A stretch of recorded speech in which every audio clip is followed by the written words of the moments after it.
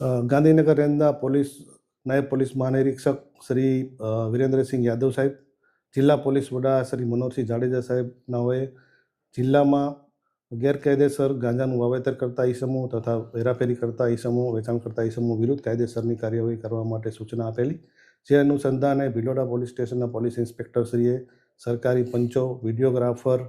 તથા drone camera અને FSL અધિકારીની ટીમો સાથે ભિલોડા પોલીસ સ્ટેશનની હદમાં આવે ટાંકાટોકા ગામની સીમમાં એક ખાનગી બાતમી આધારે રેડ કરેલ અને એ રેડ દરમિયાન એક સંજય કુમાર તેજુભાઈ ગમાર નામના ઈસમનો જે કબજો ભોગવટો ધરાવતા એક ખેતરમાં રેડ કરેલ, જેમાંથી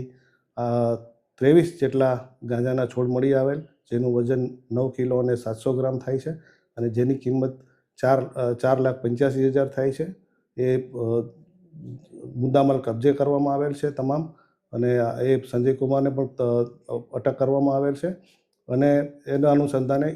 ભિલોડા પોલીસ સ્ટેશનની અંદર ગુનો દાખલ કરવામાં આવેલ છે અને આગળની જે તપાસની કાર્યવાહી છે એ હાલ ચાલુમાં છે. ગાંધીનગર રેન્જના નાયબ પોલીસ મહાનિરીક્ષક શ્રી વિરેન્દ્રસિંહ યાદવ સાહેબ, જિલ્લા પોલીસ વડા શ્રી મનોજસિંહ જાડેજા સાહેબ નાઓએ